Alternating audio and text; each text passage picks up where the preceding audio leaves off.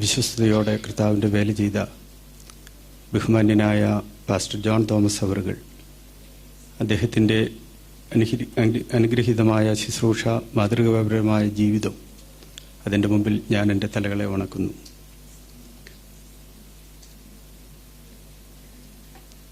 ക്രിസ്തുവിൻ്റെ ശരീരമായ IPC faith centre Doha ദൈവസഭയുടെ ഇടയ ശുശ്രൂഷയ്ക്കായി എന്നെ സമർപ്പിക്കുന്നു.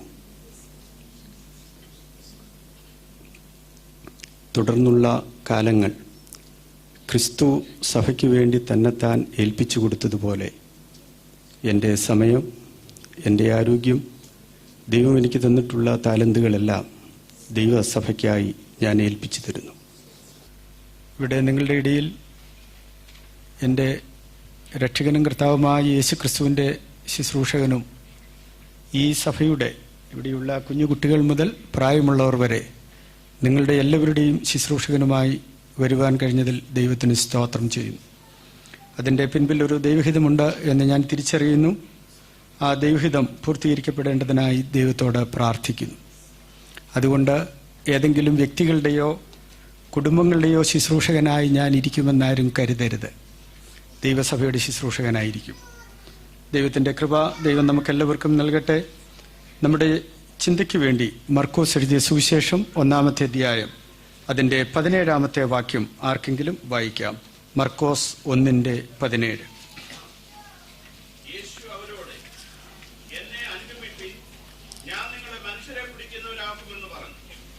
നമ്മുടെ കർത്താവായ യേശു ക്രിസ്തു പറഞ്ഞ ഒരു സ്റ്റേറ്റ്മെൻ്റാണ്, എന്നെ അനുഗമിപ്പീൻ, ഫോളോ മീ, എന്നെ നിങ്ങൾ പിൻപറ്റണം.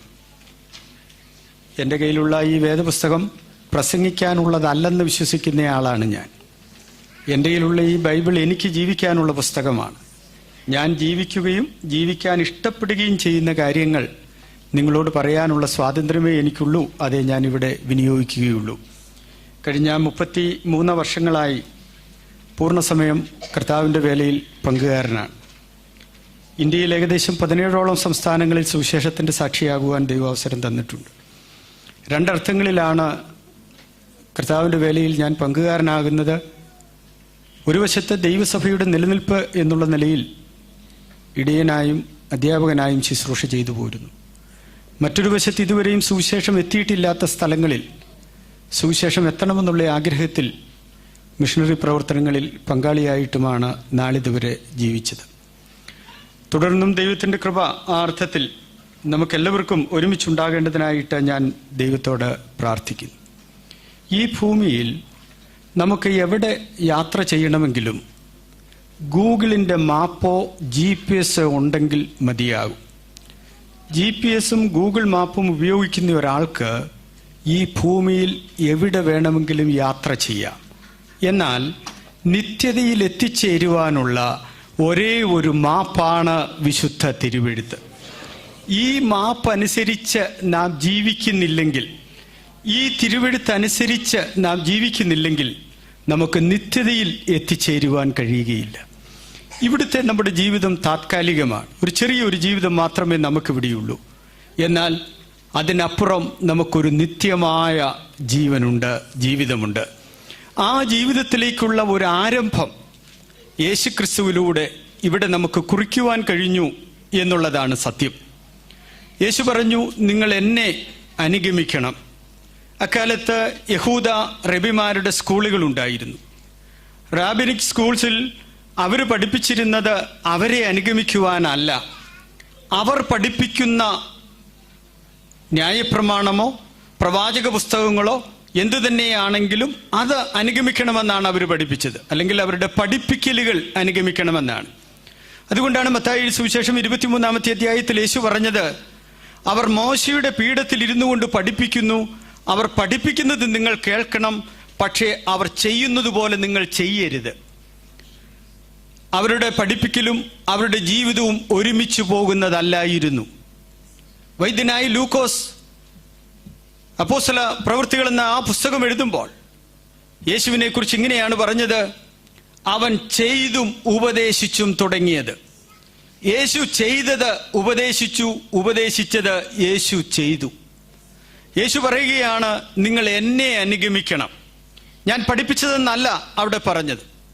കൃത്യമായി പറഞ്ഞാൽ ഒരു പുതിയ ജീവിത ശൈലിക്ക് വേണ്ടി യേശു അവരെ വിളിക്കുകയാണ് ചെയ്തത്. ജോലി ഉപേക്ഷിച്ചവർക്ക് പുതിയൊരു ജോലി തരുമെന്ന് യേശു പറഞ്ഞില്ല. 5 പ്രാവശ്യം ഈ വാക്യം നമ്മൾ പുതിയ നിയമത്തിൽ കാണുന്നുണ്ട്. പുതിയൊരു ജോലി അവർക്ക് വാഗ്ദാനം ചെയ്തില്ല.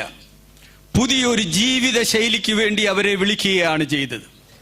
അതുകൊണ്ടാണ് ധന്യനായ പൗലോസ്ലീഹ പറഞ്ഞത്, ഒരുവൻ ക്രിസ്തുവിലായാൽ അവൻ പുതിയ സൃഷ്ടിയാകുന്നു എന്ന് പറയുവാൻ കാരണം, പഴയത് മുഴുവൻ കഴിഞ്ഞുപോയി, ഇതാ സകലവും പുതുതായി തീർന്നിരിക്കുന്നു.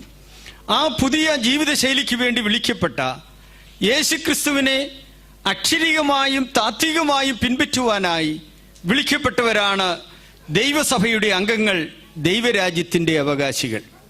ആ തിരിച്ചറിവോടുകൂടെ വേണം നാം നമ്മുടെ ചെറിയ ആയുസ് ഈ ഭൂമിയിൽ കഴിക്കുവാൻ. നമുക്ക് ഏറ്റവും വലുതായി ഉള്ളത് ദൈവരാജ്യവും നമുക്ക് മാതൃകാപുരുഷനായുള്ളത് നമ്മുടെ കർത്താവായ യേശുക്രിസ്തുവും മാത്രമാണ്. കൃത്യമായി പറയാമല്ലോ, ഇവിടെ പഠിക്കുന്ന ആളുകൾ നമ്മളൊക്കെ എത്രയോ പുസ്തകങ്ങൾ പഠിച്ചിരിക്കുന്നു, എത്രയോ ക്ലാസ്സുകളിൽ പഠിച്ചിരിക്കുന്നു. ഓരോ ക്ലാസ്സിലെയും പുസ്തകങ്ങൾ ആ പഠനം കഴിഞ്ഞ് അടുത്ത ക്ലാസ്സിലേക്ക് പ്രൊമോഷൻ കിട്ടിക്കഴിയുമ്പോൾ അത്ര ഉപയോഗപ്രദമാകുന്നില്ല എന്നുള്ളതാണ് സത്യം. എന്നാൽ മരണത്തിനപ്പുറം മനുഷ്യന് ഉപയോഗപ്പെടുന്ന ഒരേ ഒരു പുസ്തകം വിശുദ്ധ വേദപുസ്തകം മാത്രമാണ്. അതുകൊണ്ട് ദൈവവചനത്തെ സ്നേഹിച്ചും വചനമനുസരിച്ചും നാം ജീവിക്കുക എന്നുള്ളതാണ് ഏറ്റവും കരണീയമായിട്ടുള്ളത്. മാത്രമല്ല, ഇനിയൊരു ന്യായവിധിയുണ്ടല്ലോ, ആ ന്യായവിധിയിലും ദൈവം ഉപയോഗിക്കുന്നത്, ധന്യനായ പൗലോസ്ലീഹ ഇങ്ങനെയാണ് പറഞ്ഞത്, പിതാവായ ദൈവം മനുഷ്യന്റെ രഹസ്യങ്ങളെ എന്റെ സുവിശേഷപ്രകാരം ന്യായവിധിക്കുന്ന നാളിൽ തന്നെ എന്നാണ്. അങ്ങനെയാണെങ്കിൽ ന്യായവിധിക്കും മുഖാന്തരമായി വിശുദ്ധ തിരുവെഴുത്ത് ഉപയോഗിക്കുന്നു എന്നുള്ള തിരിച്ചറിവോടുകൂടെ ദൈവവചനത്തെ സ്നേഹിച്ച് കർത്താവിനെ സ്നേഹിച്ച് നാം ഇവിടെ ജീവിക്കണം. അപ്പോസ്തലനായ പത്രോസ് പറഞ്ഞു, അതിനായിട്ടല്ലോ നിങ്ങളെ വിളിച്ചത്. എന്തിനു വേണ്ടി എന്ന് ചോദിച്ചാൽ പത്രോസ് പറയും, അവന്റെ കാൽച്ചുവട് പിന്തുടരുവാൻ നമുക്കൊരു നല്ല മാതൃക കാണിച്ചു പോയ ആ യേശുവിന്റെ കാൽച്ചുവട് പിന്തുടരുവാനാണ് നിങ്ങളെ വിളിച്ചത്. തൊട്ട് താഴെ പറയുകയാണ്, അവൻ പാപം ചെയ്തിട്ടില്ല, അവന്റെ വായിൽ വഞ്ചനയൊന്നും ഇല്ലായിരുന്നു, ശകാരിച്ചിട്ട് പകരം ശകാരിച്ചില്ല, ന്യായമായി വിധിക്കുന്നവങ്ങൾ കാര്യഫലമേൽപ്പിക്കുക അത്രേ ചെയ്തത്. അങ്ങനെ ഒരു ജീവിതത്തിനു വേണ്ടിയാണ് നിങ്ങളെ വിളിച്ചത്. ഇന്ന് പലപ്പോഴും ദൈവരാജ്യത്തിന്റെ അംഗങ്ങളായവരെ സംബന്ധിച്ച് എന്തിനു വേണ്ടിയാ നിങ്ങളെ വിളിച്ചതെന്ന് ചോദിച്ചാൽ ഒരുപക്ഷെ പെട്ടെന്ന് പറയുക, നിത്യത മുഴുവൻ കർത്താവിനോടുകൂടെ ചെലവഴിക്കാനാണെന്നോ, അല്ലെങ്കിൽ ആ പുത്തനാം യെരൂശലേമിൽ താമസിക്കാൻ വേണ്ടിയാണെന്നോ ഒക്കെ പറഞ്ഞു എന്ന് വരാം. അല്ല, ഈ ഭൂമിയിൽ നാം ജീവിക്കുമ്പോൾ യേശു ജീവിച്ചതുപോലെ ജീവിക്കുവാൻ വേണ്ടി വിളിക്കപ്പെട്ടവരാണ് നമ്മൾ. ആ തിരിച്ചറിവോടുകൂടെ വേണം നമ്മുടെ ക്രിസ്ത്യ ജീവിതം നാം നയിക്കുവാൻ. നമുക്ക് ഇഷ്ടം പോലെ ജീവിക്കുവാൻ സ്വാതന്ത്ര്യമുള്ളവരല്ല. കർത്താവിനെ സ്നേഹിച്ചും വചനമനുസരിച്ചും നാം ഇവിടെ ജീവിക്കണം. ഇതിന് തുല്യമായ ഒരു ജീവിതമില്ല. ഇത് സൗഭാഗ്യ ജീവിതം തന്നെയാണ്. യഥാർത്ഥമായി കർത്താവിനെ സ്നേഹിച്ച് നമ്മൾ ജീവിക്കുമ്പോഴാണ് ദൈവത്തിന്റെ സ്നേഹം പരിശുദ്ധാത്മാവിനാൽ നമ്മുടെ ഹൃദയങ്ങളിലേക്ക് പകരപ്പെടുകയും ആ സ്നേഹത്തിൽ നമുക്കിവിടെ ജീവിക്കുവാൻ കഴിയും എന്നുള്ളതാണ് സത്യം. കൃത്യമായി പറഞ്ഞാൽ രക്ഷയുടെ സന്തോഷത്തിന് തുല്യമായ ഒരു സന്തോഷം ലോകത്തിലില്ല. ഒരുപക്ഷെ ഇവിടെ നല്ല വീടുകളിൽ നമ്മൾ വാർക്കുമ്പോൾ നമുക്ക് സന്തോഷം തോന്നിയെന്ന് വരാം, നമുക്ക് നല്ല വാഹനങ്ങളിൽ യാത്ര ചെയ്യുമ്പോൾ ഒരു സന്തോഷം തോന്നിയെന്ന് വരാം, നല്ല വസ്ത്രം ധരിക്കുമ്പോൾ നമുക്കൊരു സന്തോഷം തോന്നിയെന്ന് വരാം. പക്ഷേ ചില ദിവസം കഴിയുമ്പോൾ ആ സന്തോഷം പോകും. നല്ല ഭക്ഷണം കഴിക്കുമ്പോൾ ഒരു സന്തോഷം തോന്നും, പക്ഷേ വയറ് നിറഞ്ഞു കഴിഞ്ഞാൽ പിന്നെ നമുക്ക് കഴിക്കാനൊക്കുകയില്ലല്ലോ, ആ സന്തോഷം പോകും. ദാവീദ് എന്ന് പറയുന്ന രാജാവ് പറയുകയാണ്, ദൈവമേ, രക്ഷയുടെ സന്തോഷം എനിക്ക് തിരികെ തരണമേ. ഒരു രാജാവാണിത് പറഞ്ഞത് എന്നുള്ളത് നിങ്ങളുടെ ഓർമ്മയിൽ നിന്ന് പോകരുത്. ഒരു രാജാവിന് തുല്യമായ പദവി മറ്റൊന്നും ലോകത്തിലില്ല. രാജപദവിക്ക് തുല്യമായ പദവി. ഒരു രാജാവ് എന്ന് പറഞ്ഞാൽ ഒരു രാജ്യത്തിന്റെ മുഴുവൻ അധികാരിയാണ്. അതിന് തുല്യമായ അധികാരം വേറെ ലോകത്തിലില്ല. ഒരു രാജ്യത്തിന്റെ പണം മുഴുവൻ രാജാവിന്റെ പണം തന്നെയാണ്. പണവും പദവിയും അധികാരവുമുള്ള ആ രാജാവ് പറയുകയാണ്, രക്ഷയുടെ സന്തോഷം തിരികെ തരണേ.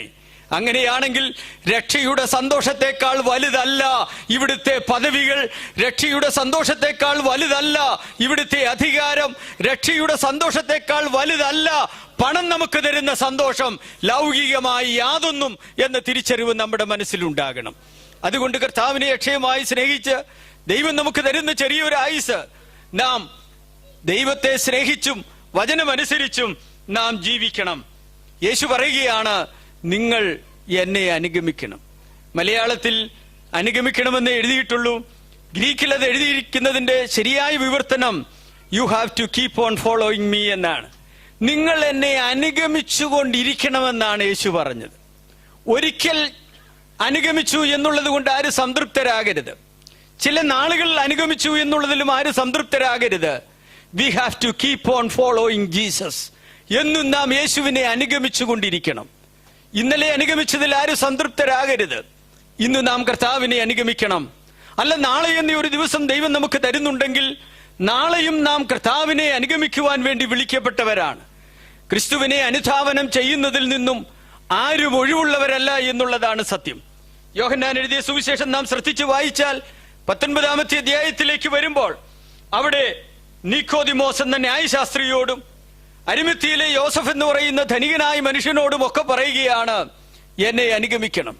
ലൂക്കോസ് 9:23 അത് കൃത്യമായി എഴുതിയിട്ടുണ്ട്. അവൻ എല്ലാവരോടും പറഞ്ഞത്, ദിവസവും ക്രൂശ് എടുത്ത് എന്നെ അനുഗമിക്കണം. എല്ലാവരോടും പറഞ്ഞത്. Nobody is exempted. നമ്മൾ ആരും അതിൽ നിന്ന് ഒഴിവുള്ളവരല്ല. ഞാനും നിങ്ങളും അതിൽ നിന്ന് ഒഴിവുള്ളവരല്ല. നാം എല്ലാവരും ദിവസവും ക്രൂശ് എടുത്ത് കർത്താവിനെ അനുഗമിക്കുന്നവരാകണം. ന്യായശാസ്ത്രി ആയതുകൊണ്ട് നിക്കോദിമോസ് ഒഴിവുള്ളവനല്ല. ധനികനായതുകൊണ്ട് അരിമത്തിയിലെ യോസഫ് ഒഴിവുള്ളവനല്ല. എല്ലാവരോടും പറഞ്ഞത്, നാൾതോറും നിങ്ങൾ നിങ്ങളെ തന്നെ ത്യജിച്ച് നിങ്ങളുടെ ക്രൂശ് എടുത്ത് എന്റെ പിന്നാലെ വരണം. എന്നും നാം കർത്താവിനെ അനുഗമിക്കണമെന്നാണ് പറഞ്ഞത്. ഫ്രൈഡേയിൽ കർത്താവിനെ അനുഗമിക്കുന്നവരുടെ സംഖ്യ കൂടുതലാണ്, എനിക്കറിയാം. പക്ഷേ അതിൽ ആരും സംതൃപ്തരാകരുത്. എല്ലാ ദിവസവും നാം കർത്താവിനെ അനുഗമിക്കുന്നവരാകണം. യേശുവിനെ അനുഗമിച്ച ആളുകളെ 2 പേരുകളിലാണ് പുതിയ നിയമത്തിൽ നമ്മൾ കാണുന്നത്. ഒന്ന് പുരുഷാരം, മറ്റൊന്ന് ശിഷ്യന്മാർ. 2 പേരുകളിലാണ് യേശുവിനെ അനുഗമിച്ചവരെ നാം കാണുന്നത്. എന്താണ് പുരുഷാരവും ശിഷ്യന്മാരും തമ്മിലുള്ള വ്യത്യാസം? പുരുഷാരത്തെ സംബന്ധിച്ച് പറഞ്ഞാൽ, വെളിപ്പാട് പുസ്തകത്തിന്റെ ഭാഷയിൽ പറഞ്ഞാൽ, എണ്ണിക്കൂടാത്ത പുരുഷാരം എന്നാണ് നമ്മൾ വായിക്കുന്നത്. എണ്ണിക്കൂടാത്ത, ഇറ്റ് ഇസ് കൗണ്ട്ലെസ്. നമുക്ക് എണ്ണിത്തിട്ടപ്പെടുത്തുവാൻ കഴിയത്തില്ല. മൾട്ടിറ്റ്യൂഡ് എന്നും ക്രൗഡ് എന്നും ഒക്കെയുള്ള വാക്കുകളാണ് ഇംഗ്ലീഷ് ഭാഷയിൽ ഉപയോഗിച്ചിട്ടുള്ളത്. എണ്ണിത്തിട്ടപ്പെടുത്താൻ കഴിയാത്ത ആളുകളാണ് പുരുഷാരം എന്ന് പറയുന്നത്. എന്നാൽ ശിഷ്യന്മാരെന്ന് പറയുന്നത് അങ്ങനെയല്ല. ശിഷ്യന്മാരെ നമുക്ക് എണ്ണിത്തിട്ടപ്പെടുത്താം. 12 എന്നോ 70 എന്നോ 120 എന്നോ 3000 എന്നോ 5000 എന്നോ ഒക്കെ നമുക്ക് എണ്ണിത്തിട്ടപ്പെടുത്താം. പക്ഷേ പുരുഷാരത്തെ നമുക്ക് എണ്ണിത്തിട്ടപ്പെടുത്താൻ സാധ്യമല്ല. എന്തുകൊണ്ടാണ് ഈ പുരുഷാരം യേശുവിന്റെ പിന്നാലെ വന്നത്? യോഹന്നാൻ 6 ശ്രദ്ധിച്ച് വായിച്ചാൽ അവിടെ വളരെ വ്യക്തമായിട്ട് യോഹന്നാൻ അത് വിശദീകരിക്കുന്നുണ്ട്. അവര് യേശുവിന്റെ പുറകെ വന്നത് അപ്പം തിന്നുവാൻ വേണ്ടി. യേശു പറയുന്നുണ്ട്, നിങ്ങൾ എന്റെ പുറകെ വരുന്നത് അപ്പം തിന്ന് തൃപ്തരായതുകൊണ്ടാണ് നിങ്ങൾ എന്റെ പിന്നാലെ വരുന്നത്. വേറെ കാരണങ്ങളൊന്നുമില്ല. ഈ ഭൗമിക ജീവിതത്തിൽ, ഈ ലോകത്തിലെ ജീവിതത്തിൽ ആവശ്യമുള്ള ആഹാരം ലഭിക്കണമെന്നുള്ള ആ ചിന്തയോടുകൂടെ മാത്രം യേശുവിനെ അനുഗമിച്ചവർ. അവരോട് പറയുകയാണ്, നശിച്ചു പോകുന്ന ആഹാരത്തിനായിട്ടല്ല. അപ്പോൾ ഈ ഭൂമിയിലെ നന്മകളെന്നോ അനുഗ്രഹങ്ങളെന്നോ എന്ത് നാം പറഞ്ഞാലും അതെല്ലാം നശിച്ചു പോകുന്നതാണ്. അപ്പോസ്തലനായ പൗലോസ് അതിന് ഉപയോഗിച്ച വാക്കിങ്ങനെയാണ്, കാണുന്നത് താത്കാലികം, കാണാത്തതോ നിത്യം. പ്രിയ സഹോദരങ്ങളെ, ഇവിടെ നമുക്ക് ഭക്ഷണം വേണം, അപ്പം വേണം. പക്ഷേ അതിൽ ആരും സംതൃപ്തരാകരുത്. അതൊക്കെ നശിച്ചു പോകുന്നതാണ്. എന്നാൽ നിത്യമായ ഒരു ആഹാരമാണ് യേശുക്രിസ്തുവിലൂടെ ദൈവം നമുക്ക് തന്നത്. ആ തിരിച്ചറിവിലാണ് നാം ഇവിടെ ജീവിക്കേണ്ടത്. അപ്പം തിന്ന് തൃപ്തരായ ആളുകൾ, അപ്പം തിന്നുവാൻ വേണ്ടി യേശുവിന്റെ പുറകെ വന്ന ആളുകൾ മാത്രമല്ല, ഒരു ഭാഗത്ത് അവർ പറയുന്നുണ്ട്, ലൂക്കോസ് 13:26 നീ ഞങ്ങളെ പഠിപ്പിച്ചു, നീ ഞങ്ങളുടെ തെരുക്കളിൽ പഠിപ്പിച്ചപ്പോൾ ഞങ്ങൾ അവിടെ ഉണ്ടായിരുന്നു. മത്തായി 7:22 പറയുന്നുണ്ട്, നിന്റെ നാമത്തിൽ ഞങ്ങൾ പ്രവചിച്ചു, നിന്റെ നാമത്തിൽ ഞങ്ങൾ ഭൂതങ്ങളെ പുറത്താക്കി, നിന്റെ നാമത്തിൽ ഞങ്ങൾ വീര്യപ്രവൃത്തികൾ ചെയ്തു. അപ്പോൾ പുരുഷാരത്തിന്റെ ഇടയിൽ വീര്യപ്രവൃത്തികൾ ഉണ്ടായിരുന്നു, പുരുഷാരത്തിന്റെ ഇടയിൽ പ്രവചനമുണ്ടായിരുന്നു, പുരുഷാരത്തിന്റെ ഇടയിൽ രോഗികൾ സൗഖ്യമായിട്ടുണ്ട്. യേശുവിന്റെ പഠിപ്പിക്കലുകൾ ശ്രദ്ധിച്ചവരായിരുന്നു അവർ, യേശു കൊടുത്ത അപ്പം തിന്നവരായിരുന്നു അവർ. പക്ഷേ ശിഷ്യന്മാരിൽ നിന്ന് അവർ വ്യത്യസ്തരാണ്. കാരണം എന്താണെന്ന് ചോദിച്ചാൽ, ശിഷ്യന്മാരെ സംബന്ധിച്ചിടത്തോളം ഒരിക്കൽ പുരുഷാരം അവർ യേശുവിന്റെ വാക്കുകൾ കഠിന വാക്കുകളാണെന്ന് പറഞ്ഞ് ഓരോരുത്തരായി പുറകോട്ട് പോയി കളഞ്ഞു. പോകുന്ന ആളുകളെ യേശു നോക്കി, തിരിഞ്ഞു നോക്കുമ്പോൾ 12 പേര് തന്റെ പുറകിലുണ്ട്, തന്റെ ശിഷ്യന്മാരുണ്ട്. അവരോട് യേശു പറഞ്ഞു, നിങ്ങൾക്കും വേണമെങ്കിൽ പോകാം. ശ്രദ്ധിക്കണേ, ഇത് ഏകദേശം 3 വർഷം കഴിഞ്ഞപ്പോൾ യേശു പറഞ്ഞ വാക്കാണ്. യേശുവിന്റെ ഈ ഭൂമിയിലെ ശുശ്രൂഷ ഏകദേശം 3.25 വർഷങ്ങളായിരുന്നല്ലോ. ആ ഒരു കാലത്തെ ഒരു പുരുഷായുസിനോട് നാം ഉപമിച്ചാൽ, ഒരു പുരുഷായുസിന്റെ അവസാന സമയം യേശു ശിഷ്യന്മാരോട് പറയുകയാണ്, നിങ്ങൾക്കും വേണമെങ്കിൽ പോകാം. എത്രയോ ഗൗരവമായ വാക്കാണത്. അപ്പോൾ പത്രോസ് പറഞ്ഞു, ഗുരു, നിത്യജീവന്റെ മൊഴികൾ നിന്റെ പക്കലുണ്ട്, നിന്നെ വിട്ട് ഞങ്ങൾ എവിടെ പോകും? പുരുഷാരം യേശുവിന്റെ പിന്നാലെ വന്നത് നിത്യജീവൻ എന്നുള്ള ലക്ഷ്യത്തോടെ ആയിരുന്നില്ല. എന്നാൽ ശിഷ്യന്മാരെ സംബന്ധിച്ചിടത്തോളം അവർ യേശുവിനെ അനുഗമിക്കുന്നത് നിത്യജീവൻ എന്നുള്ള ലക്ഷ്യത്തോടെയാണ്. അതുകൊണ്ടാണ് സ്നേഹത്തിന്റെ അപ്പോസ്തലനായ യോഹന്നാൻ പറയുന്നത്, ഇതാകുന്നു അവൻ നമുക്ക് തന്ന വാഗ്ദത്തം, നിത്യജീവൻ തന്നെ. അതിനേക്കാൾ വലിയൊരു വാഗ്ദത്തം ലോകത്തിൽ ഇല്ല. ആ ചിന്ത നമ്മുടെ മനസ്സിലുണ്ടാകണം. നിത്യജീവന്റെ അവകാശികളായി തീർന്നു എന്ന് പറയുന്നതിനേക്കാൾ ഭാഗ്യം നമുക്ക് ലോകത്തിൽ മറ്റൊന്നുമില്ല. ലംഘനം ക്ഷമിച്ചും പാപം മറച്ചും കിട്ടിയവൻ ഭാഗ്യവാനാണ്. അവരാണ് നിത്യജീവന്റെ അവകാശികളായി തീർന്നവർ. ആ ഭാഗ്യാവസ്ഥയിലേക്ക് ദൈവം നമ്മളെ നടത്തിയത് കൊണ്ട് അതിൽ നാം സംതൃപ്തരായും ആ സന്തോഷത്തിൽ നാം തുടരുന്നവരായും തീരണം എന്നാണ് ദൈവവചനം നമ്മെ പഠിപ്പിക്കുന്നത്. നിത്യജീവന്റെ മൊഴികൾ നിന്റെ പക്കലുണ്ട് എന്നാണ് പറഞ്ഞത്. ഓർക്കേണ്ട ഒരു കാര്യം, പുരുഷാരത്തോടും ശിഷ്യന്മാരോടും യേശു പറയുന്ന വാക്കുകൾ വ്യത്യസ്തങ്ങളാണ്. പുരുഷാരത്തോട് പറയുന്നത് എന്താണെന്നറിയാമോ? ഞങ്ങളുടെ തെരുക്കളിൽ നീ പഠിപ്പിച്ചു, നീ ഭക്ഷണം തന്ന് ഞങ്ങൾ കഴിച്ചവരാണ്, ഞങ്ങൾ നിന്റെ നാമത്തിൽ ഭൂതങ്ങളെ പുറത്താക്കിയവരാണ്, പ്രവചിച്ചവരാണ്, വീര്യപ്രവൃത്തികൾ ചെയ്തവരാണെന്നൊക്കെ പറയുമ്പോൾ അവരോട് പറയുന്ന വാക്കിങ്ങനെയാണ്, ഞാൻ നിങ്ങളെ അറിഞ്ഞിട്ടില്ല. നിങ്ങൾ അധർമ്മം പ്രവർത്തിച്ചതുകൊണ്ട് ഞാൻ നിങ്ങളെ അറിഞ്ഞിട്ടില്ല. ലൂക്കോസിൽ എഴുതിയിരിക്കുന്നത് എന്നെ വിട്ടു പോകുവീൻ എന്ന് പറയുമെന്നാണ് എഴുതിയിട്ടുള്ളത്. പ്രിയ സഹോദരങ്ങളെ, അങ്ങനെയാണെങ്കിൽ യേശുവിന്റെ പഠിപ്പിക്കലുകൾ ശ്രദ്ധിച്ചു എന്നുള്ളത് കൊണ്ട് ആരും സംതൃപ്തരാകരുത്. യേശു ജീവിച്ചതുപോലെ ജീവിക്കാൻ വിളിക്കപ്പെട്ടവരാണ് നമ്മൾ. ഞാൻ പലപ്പോഴും ഈ ഭാഗമൊക്കെ വായിക്കുമ്പോൾ ഓർക്കും, ദൈവമേ, ഇത് ഒരു കൂടുതൽ കർത്താവിനെ അറിഞ്ഞ, കൂടുതൽ പ്രസംഗങ്ങൾ കേട്ടിട്ടുള്ള, ദൈവത്തെ പിൻപറ്റിയിട്ടുള്ള ആളുകളോട് പറയുന്ന വാക്കുകളാണല്ലോ. നമ്മുടെ സമൂഹത്തോട് വല്ലോ ആണോ എന്ന് പോലും ചിലപ്പോൾ ഞാൻ ചിന്തിച്ചു പോയിട്ടുണ്ട്. തെറ്റിദ്ധരിക്കരുത്, ഞാൻ നിങ്ങളെ അറിഞ്ഞിട്ടില്ലെന്ന് അവരോട് പറയും. എന്നാൽ ശിഷ്യന്മാരോട് പറയുന്ന അങ്ങനെയല്ല. എന്നെ വിട്ടു പോകുവാനല്ല പറയുന്നത്, ഞാനോ ലോകാവസാനത്തോളം എല്ലാ നാളും നിങ്ങളോടുകൂടെയുണ്ട്. പുരുഷാരത്തോടെ എന്നെ വിട്ടു പോകുവീൻ എന്ന് പറയുമ്പോൾ ശിഷ്യന്മാരോട് പറയുന്നത്, ഞാനോ ലോകാവസാനത്തോളം എല്ലാ നാളും നിങ്ങളോട് കൂടെയുണ്ടെന്നാണ് പറയുന്നത്. പ്രിയ സഹോദരങ്ങളെ, എല്ലാ നാളും നമ്മളോട് കൂടെയുള്ള ഒരേ ഒരാൾ നമ്മുടെ കർത്താവായ യേശു ക്രിസ്തു മാത്രം. വേറെ ആരും നമ്മളോട് കൂടിയില്ല. നമ്മുടെ വീട്ടിലുള്ള ആളുകൾ ഉണ്ടാകുമോ? ഒരിക്കലുമില്ല. മരണം വഴിയായി എല്ലാവരും മാറ്റപ്പെടും. എന്നാൽ മരണം വഴിയായി മാറ്റപ്പെടാത്ത നിത്യ പിതാവ് നമ്മുടെ ദൈവം മാത്രമാണ്. ആ തിരിച്ചറിവ് നമ്മുടെ മനസ്സിലുണ്ടാകണം. എല്ലാ നാളും നിങ്ങളോട് കൂടിയുണ്ട്. മാത്രമല്ല, ശിഷ്യന്മാരോട് പറയാൻ പോകുന്നത്, ഞാൻ ഇരിക്കുന്ന ഇടത്ത് നിങ്ങളെയും ഇരുത്തും. എന്റെ ശുശ്രൂഷക്കാർ എന്നോടുകൂടി ഇരിക്കുമെന്നുണ്ട്. അതുപോലെ തന്നെ പറയുകയാണ്, ഞാൻ സ്ഥലമൊരുക്കിയാൽ, ഞാൻ സ്ഥലമൊരുക്കുന്നിടത്ത്, ഞാൻ ഇരിക്കുന്നിടത്ത് എന്നോടുകൂടെ നിങ്ങളെയും ഇരുത്തും. പ്രിയ സഹോദരങ്ങളെ, ഇവിടെ എവിടെ ഇരിക്കുന്നു എന്നുള്ളത് ഒരു പ്രസക്തമായ കാര്യമേ അല്ല. ഇവിടെ ആരോടുകൂടി ഇരുന്നാലും എവിടെ ഇരുന്നാലും ഇതൊന്നും വലിയ കാര്യമല്ല. നാം ഒരു ദിവസം നമ്മുടെ യജമാനനോടുകൂടി ഇരിക്കും. അതാണ് നമുക്ക് ഏറ്റവും വലുതായിട്ടുള്ളത്. ആ തിരിച്ചറിവോടുകൂടിയാണ് നാം ജീവിക്കേണ്ടത്. കർത്താവിനോടുകൂടി ഇരിക്കുക.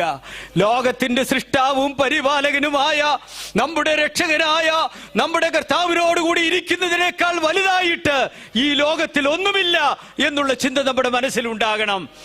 നിങ്ങൾ എന്നോടുകൂടി ഇരിക്കും. നിങ്ങളൊക്കെ വിവിധ ഓഫീസുകളിലൊക്കെ ജോലി ചെയ്യുന്ന ആളുകളാണല്ലോ.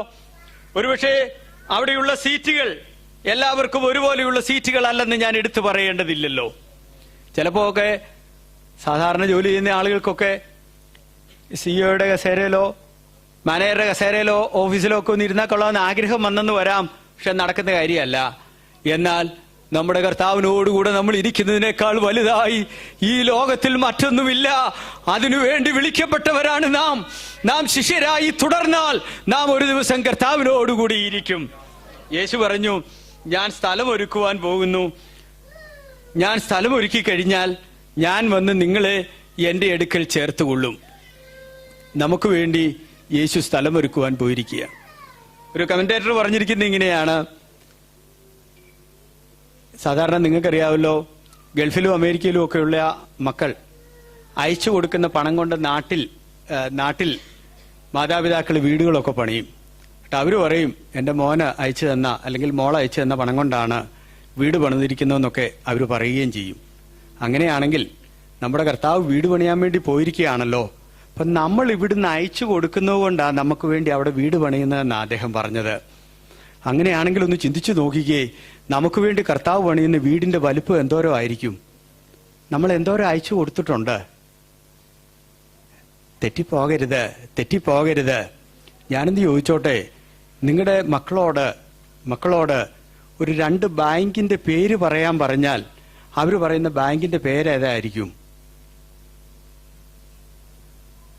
ആരേലും പറയുവോ?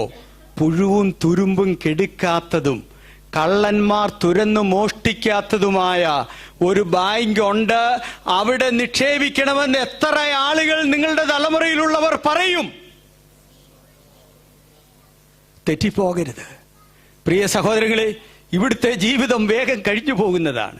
ഇവിടുത്തെ ജീവിതം താത്കാലികമാണ്.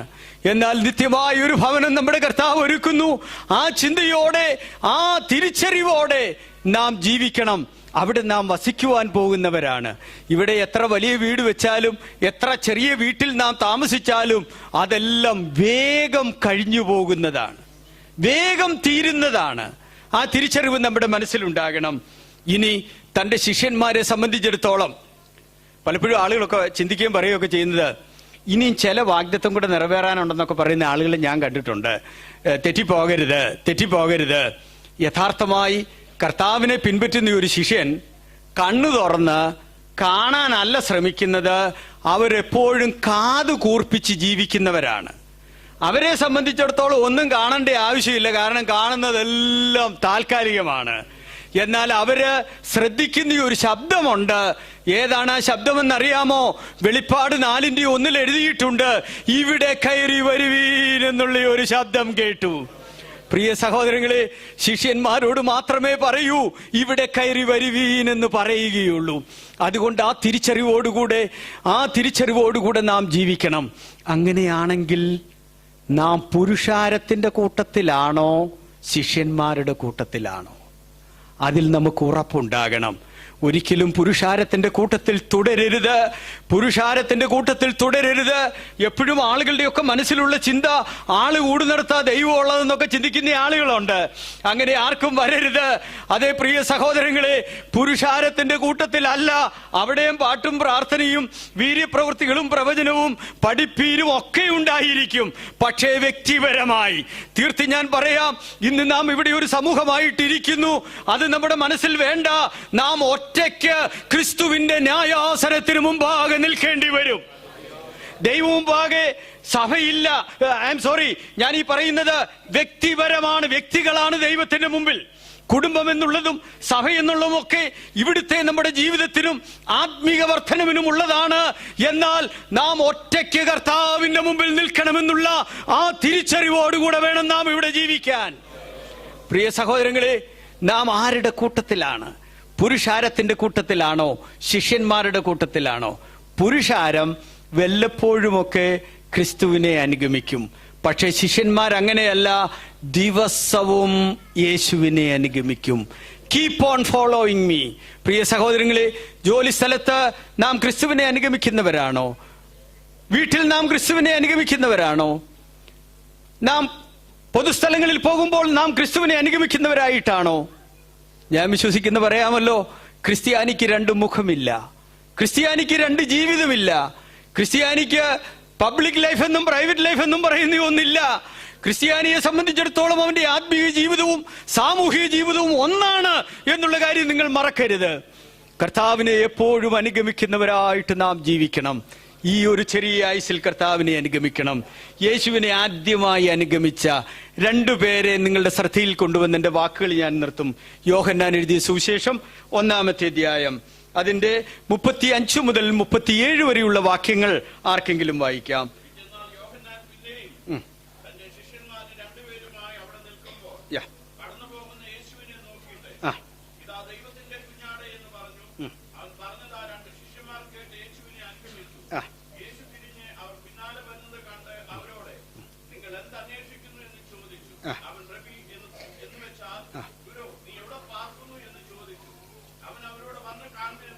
മതി.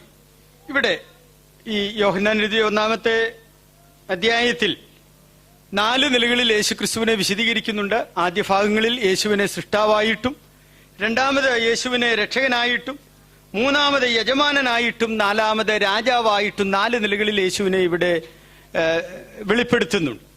അതിൽ യേശുവിനെ യജമാനനായിട്ട് കാണുന്ന, രാജാവായിട്ട് കാണുന്ന ആ ഭാഗങ്ങൾ രേഖപ്പെടുത്തിയിട്ടുള്ള ഈ ഒരു ഭാഗമാണ് ഇവിടെ വായിച്ചു കേട്ടത്.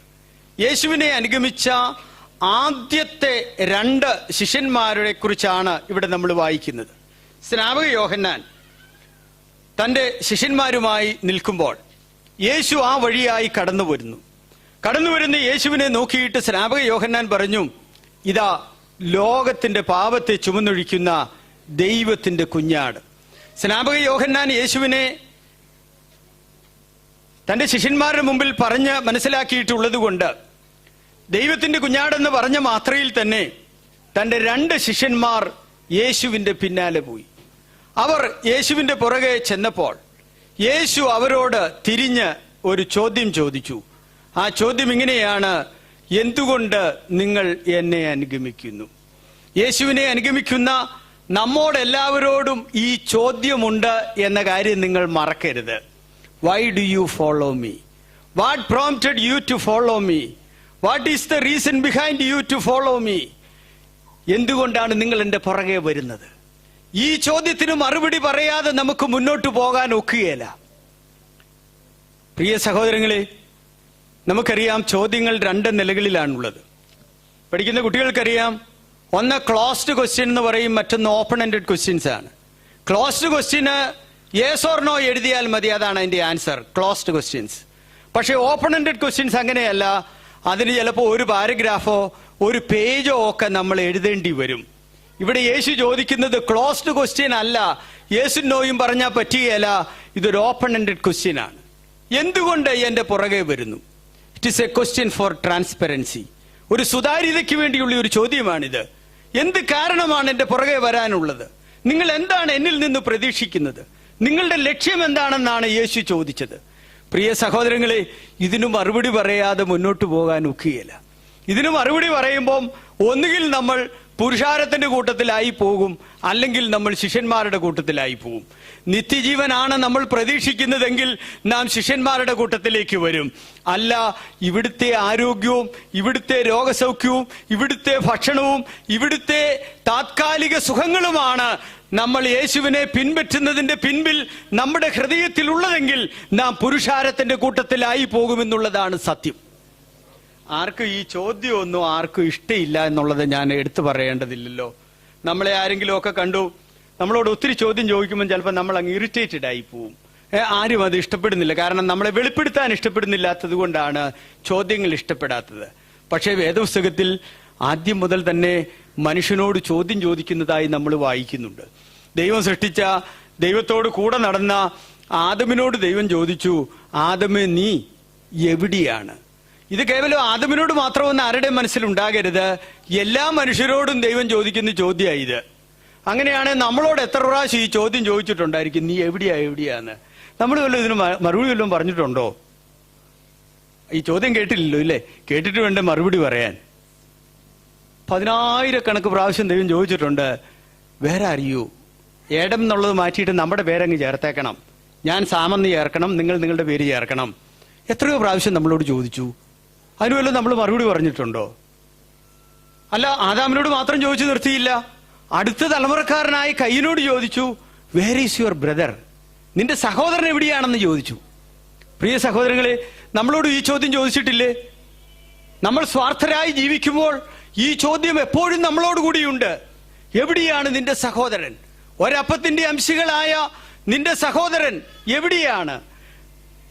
ഈ ചോദ്യം നമ്മളോട് എത്രയോ പ്രാവശ്യം ചോദിച്ചിട്ടുണ്ട്. തെറ്റിപ്പോകരുത്. എന്നും ഈ ചോദ്യങ്ങളൊക്കെ നിലനിൽക്കുന്നതാണെന്നുള്ള കാര്യം മറക്കരുത്. പുതിയ നിയമത്തിലെ യേശു ധനികനായ ഒരു മനുഷ്യനെ കുറിച്ച് പറഞ്ഞിട്ട് ദൈവം ചോദിക്കുന്ന ഒരു ചോദ്യം പറഞ്ഞു. ലൂക്കോസ് 12 ഒരു ധനികനായ മനുഷ്യൻ, തന്റെ കൃഷിസ്ഥലമൊക്കെ വിളഞ്ഞു, ധാരാളം വിളവുണ്ടായി. അയാൾ ചിന്തിച്ചു, ഏറിയ നാൾ എനിക്ക് ജീവിക്കുവാൻ ആവശ്യമുള്ളതെല്ലാം ഉണ്ട്, അതുകൊണ്ട് എന്റെ കളപ്പുരകൾ ഞാൻ പൊളിച്ചു പണിയും, ഞാൻ തിന്നും കുടിക്കും, ആശ്വസിക്കും, വിശ്രമിക്കും എന്ന് അദ്ദേഹം പറഞ്ഞു. ദൈവം ഒരു ചോദ്യം ചോദിച്ചു, മൂഢ, ഇന്ന് രാത്രിയിൽ നിന്റെ ആത്മാവിനെ നിന്നോട് ചോദിക്കും. ഡെഫിനറ്റ് ആയിട്ടാണ് പറയുന്നത്. ചോദിച്ചാലെന്ന് ചിലരൊക്കെ പറയാറുണ്ട്, അല്ല, ചോദിക്കും. അടുത്ത വാചകം, നീ ഒരുക്കി വെച്ചതൊക്കെ ആർക്കാകും? നമ്മളോട് ഈ ചോദ്യം ചോദിക്കുന്നില്ലേ? നീ ഒരുക്കി വെച്ചതൊക്കെ ആർക്കാകുമെന്ന് നമ്മളോടും ചോദിക്കുന്നുണ്ടല്ലോ. എന്നായിരിക്കും നമ്മുടെ മറുപടി? അടുത്ത തലമുറയ്ക്കെന്ന് പറഞ്ഞ് ആരും രക്ഷപ്പെടരുത്, അത് സാധ്യമല്ല. കാരണം നമ്മുടെ ഈ തന്നതിന്റെ കണക്ക് നമ്മളോട് ചോദിക്കും. അതാണ് സത്യം. നീ ഒരുക്കി വെച്ചതൊക്കെ ആർക്കാകും? പ്രിയ സഹോദരങ്ങളെ, ചോദ്യങ്ങൾക്ക് മറുപടി പറയണം. യേശു തന്നെ അനുഗമിച്ച ആദ്യത്തെ ശിഷ്യന്മാരോട് ചോദിച്ചു, എന്തുകൊണ്ടാണ് നിങ്ങൾ എന്നെ അനുഗമിക്കുന്നത് എന്നാണ് ചോദിച്ചത്. അതിന്റെ അർത്ഥം, നിങ്ങളുടെ അജണ്ട എന്താണ്? നമ്മുടെ അജണ്ടയും ദൈവത്തിന്റെ അജണ്ടയും ഒന്നാകണമെന്ന് നിർബന്ധമില്ല.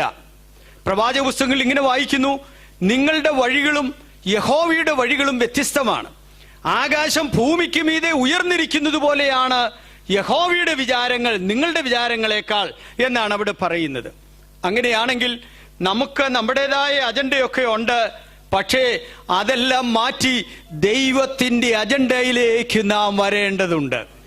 പ്രിയ സഹോദരങ്ങളെ, ലക്ഷ്യം എന്താണെന്ന് ചോദിച്ചപ്പം ഈ ശിഷ്യന്മാരുണ്ടല്ലോ, നമ്മളെക്കാൾ മിടുക്കന്മാരായിരുന്നു.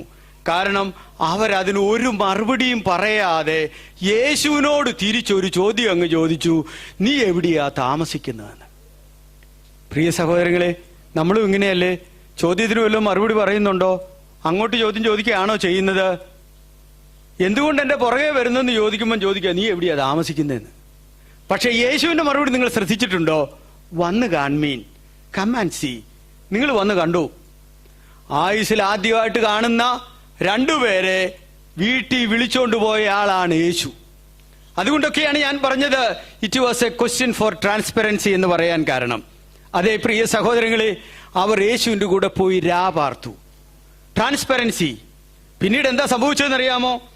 ഈ 2 ശിഷ്യന്മാർ അവരുടെ സഹോദരനെ കാണുമ്പോൾ 46 വാക്യത്തിൽ നമ്മൾ വായിക്കുന്നു, 46, നഥനയേൽ ഫിലിപ്പോസിനോട് ചോദിക്കുകയാണ്, നസറേത്തിൽ നിന്ന് വല്ല നന്മയും വരുമോ? അപ്പോൾ ഫിലിപ്പോസ് പറയുന്ന മറുപടി,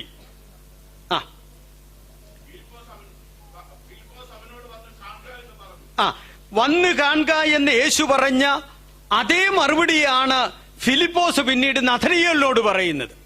അപ്പോൾ യേശുവിന്റെ അടുക്കൽ ചെന്ന് യേശുവിനോട് കൂടെ താമസിച്ച ആ ഫിലിപ്പോസിനെ സംബന്ധിച്ചിടത്തോളം പിന്നീട് യേശു പറഞ്ഞ മറുപടിയിലേക്ക് ഫിലിപ്പോസ് ഇവിടെ എത്തിച്ചേരുകയാണ്. ഇവിടെ ഓർക്കേണ്ട ഒരു കാര്യം, ഈ ശിഷ്യന്മാർ യേശുവിനെ വിശ്വസിച്ച് അനുഗമിച്ചു. യേശുവിനെ അനുഗമിക്കും തോറും യേശുവിനെ കുറിച്ചുള്ള അറിവ് അവരിൽ വർദ്ധിക്കുകയാണ്. കാരണം സ്നാപക യോഹന്നാൻ കുഞ്ഞാടെന്ന പേര് പറഞ്ഞാണ് യേശുവിനെ പരിചയപ്പെടുത്തിയത്. പക്ഷെ യേശുവിന്റെ അടുക്കൽ ചെല്ലുമ്പോൾ അവർ വിളിക്കുന്നത് ഗുരു എന്നാണ് വിളിക്കുന്നത്. പിന്നീട് അന്ത്രയോസ് തന്റെ സഹോദരനായ ശിമോനോട് ചെന്ന് പറയുമ്പോൾ പറയുന്നത് ഞങ്ങൾ മശിഹായെ കണ്ടെത്തിയിരിക്കുന്നു എന്നാണ് പറയുന്നത്. അപ്പോൾ യേശുവിനെ അനുഗമിക്കുമ്പോൾ യേശുവിനെ കുറിച്ചുള്ള അറിവ് വർദ്ധിക്കുന്നു എന്നുള്ളതാണ് സത്യം.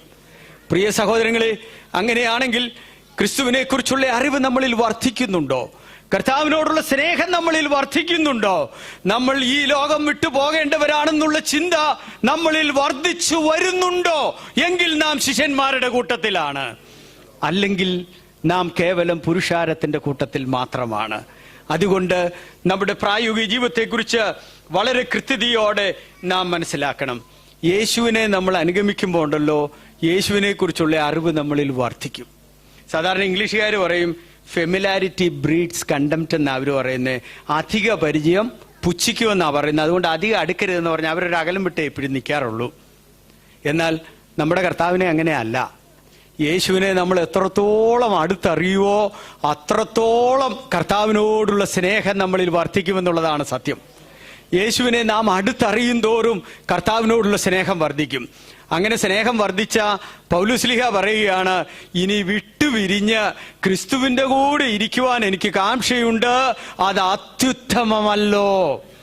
കാരണം കർത്താവിനെ സ്നേഹിക്കാൻ ഇറങ്ങി കാലം കഴിഞ്ഞപ്പോഴത്തേനും കർത്താവിനോടുള്ള സ്നേഹം വർദ്ധിച്ചു വന്നിട്ട് പറയുക, ഇനി എനിക്ക് ഇവിടെ താമസിക്കുന്നത് പോലും ഇഷ്ടമില്ല, വിട്ടുപിരിഞ്ഞ് കർത്താവിനോടുകൂടെ താമസിക്കുവാനാണ് എനിക്കിഷ്ടമെന്നാണ് പറയുന്നത്. പ്രിയ സഹോദരങ്ങളെ, കർത്താവിനെ നമുക്ക് അടുത്തറിയുവാൻ കഴിയട്ടെ. ഇവിടെ ഒരു പ്രഭാഷണം കൂടെ പറഞ്ഞ് ഞാൻ എൻ്റെ വാക്കുകൾ നിർത്താം. ഇവിടെ ഈ അന്ത്രയോസും ഫിലിപ്പോസും രണ്ടുപേരാണ് യേശുവിനെ അനുഗമിച്ചത്. പക്ഷേ പിൽക്കാലങ്ങളിൽ യേശുവിൻ്റെ ആ കോർ ഗ്രൂപ്പിൽ ഇവർ രണ്ടും ഇല്ല. യേശുവിൻ്റെ കൂടെയുള്ള ഏറ്റവും അടുത്ത് സഞ്ചരിച്ചവർ പത്രോസും യാക്കോബും യോഹന്നാനുമാണ്. ആദ്യം അനുഗമിച്ച രണ്ടുപേരും ഇല്ല. എന്നാൽ 5 അപ്പം കൊണ്ട് 5000 പോഷിപ്പിച്ച ആ സ്ഥലത്ത് വെച്ച് ഇവരെ രണ്ടുപേരെയാണ് നമ്മൾ കാണുന്നത്. ഫിലിപ്പോസ് ചാടിക്കേറി പറയുകയാണ്, 200 വെള്ളിക്കാശിന് മേടിച്ചാലും തികയുകയില്ല. 200 വെള്ളിക്കാശിന് മേടിച്ചാലും. നന്നായിട്ട് കാൽക്കുലേറ്റ് ചെയ്ത് പറഞ്ഞു. എന്നാൽ അന്ത്രയോസ് എന്നാ പറഞ്ഞെന്നറിയാവോ? ഇവിടെ ഒരു ബാലകനുണ്ട്, അവന്റെ കയ്യിൽ 5 യവത്തപ്പം ഉണ്ട്. അന്ത്രയോസ് എപ്പോഴും അവൈലബിലിറ്റിയാണ് നോക്കിയത്. ഫിലിപ്പോസ് പലപ്പോഴും ഇമ്പോസിബിലിറ്റിയാണ് കണ്ടത്. പ്രിയ സഹോദരങ്ങളെ, തെറ്റിപ്പോകരുത്. നമ്മുടെ ഇവിടുത്തെ പ്ലേസ് അല്ല നമുക്ക് വലുത്. നാം കർത്താവിനെ എപ്പോഴും അനുഗമിക്കുന്നവരായിട്ട് തീരണം. കർത്താവിനെ സ്നേഹിക്കുന്നവരായിട്ട് നമുക്ക് തീരണം. ഈ ഫിലിപ്പോസും അന്ത്രയോസും ഒരുമിച്ചാണ് നമ്മൾ കാണുന്നത്. പ്രിയ സഹോദരങ്ങളെ, നമ്മളെ സംബന്ധിച്ചും ദൈവരാജ്യത്തിന് വേണ്ടി എന്താണ് അവൈലബിൾ ആയിട്ടുള്ളത്? എനിക്കെന്ത് ദൈവരാജ്യത്തിന് വേണ്ടി ചെയ്യുവാൻ കഴിയും? ആ ചിന്തയോടെ നാം ഓരോരുത്തരും ജീവിക്കണം. ആ തിരിച്ചറിവിൽ നാം ജീവിക്കുമ്പോഴാണ് യഥാർത്ഥ ശിഷ്യത്വത്തിൽ നമുക്ക് തുടരുവാൻ കഴിയുന്നത്. ഞാൻ എൻ്റെ വാക്കുകൾ ഇവിടെ നിർത്തുകയാണ്. Keep on following him. യേശുവിനെ എന്നും നമ്മൾ അനുഗമിച്ചു കൊണ്ടിരിക്കണം. 2 വിഭാഗമാണ് യേശുവിനെ അനുഗമിച്ചവർ. ഒന്ന് പുരുഷാരം, മറ്റൊന്ന് ശിഷ്യന്മാർ. ഇതല്ലാതെ വേറൊരു ഗ്രൂപ്പില്ല. അതുകൊണ്ട് ഇതിലേത് ഗ്രൂപ്പിലാണ് നാം എന്നുള്ള കാര്യത്തിൽ ദിവസവും ഉറപ്പുവരുത്തി നാം ജീവിക്കണം. എന്നും ആ ഉറപ്പിൽ നാം തുടരണം. എങ്കിൽ മാത്രമേ നമുക്ക് ശിഷ്യന്മാരോട് പറയുന്ന ആ ജീവിതാനുഭവത്തിൽ ക്രിസ്തു സാന്നിധ്യം അനുഭവിച്ചുകൊണ്ട് ക്രിസ്തു ഇരിക്കുന്നിടത്തിരിക്കുന്ന, നമുക്ക് വേണ്ടി ക്രിസ്തു വീടെടുക്കുവാൻ പോകുന്ന, അവിടെ താമസിക്കുവാൻ കഴിയുന്ന, അല്ല ഇവിടെ കയറി വരുവീൻ എന്നുള്ള ശബ്ദം നമുക്ക് കേൾക്കുവാൻ കഴിയുകയുള്ളൂ. അതുകൊണ്ട് നമ്മുടെ തലകളെ നമുക്ക് വണക്കാം. കർത്താവിനെ നാം അനുധാവനം ചെയ്യുന്നത് വല്ലപ്പോഴുമുള്ള ഒരു അനുഭവമായിട്ട് നമുക്ക് തീരരുത്. എന്നും നാം കർത്താവിനെ അനുഗമിക്കുന്നവരായിട്ട് തീരണം. Hallelujah, hallelujah. ഒരു പ്രസംഗം കേട്ടു പോവുക എന്നുള്ള ചിന്ത നമ്മളുടെ മനസ്സിൽ വരരുത്. നാം കേൾക്കുന്നതായ വചനം അത് നമ്മളെ രൂപാന്തരപ്പെടുത്തുന്നതാണ്. ആ വചനത്തിന് മുൻപിൽ നമ്മളെ സമർപ്പിക്കുകയും ആ വചനം നാം സ്വീകരിക്കുകയും വചനം നാം അനുസരിക്കുകയും ചെയ്യുമ്പോഴാണ് ആ വചനത്തിന്റെ ശക്തി നമ്മളിൽ വ്യാപരിക്കുന്നതും ആ വചനത്തിന്റെ ജീവനിൽ നമുക്ക് ജീവിക്കുവാൻ കഴിയുന്നതും. നാം ആരുടെ കൂട്ടത്തിലാണ്? പുരുഷാരത്തിന്റെ കൂട്ടത്തിലോ ശിഷ്യന്മാരുടെ കൂട്ടത്തിലോ? നമ്മെ തന്നെ നമുക്ക് ശോധന ചെയ്യാം. ദൈവമായ കർത്താവ് ഈ വചനങ്ങളാൽ നമ്മെ അനുഗ്രഹിക്കട്ടെ. സഹോദരന്മാരിൽ ആർക്കെങ്കിലും ഒരാൾക്ക് ശബ്ദമുയർത്തി പ്രാർത്ഥിക്കാം.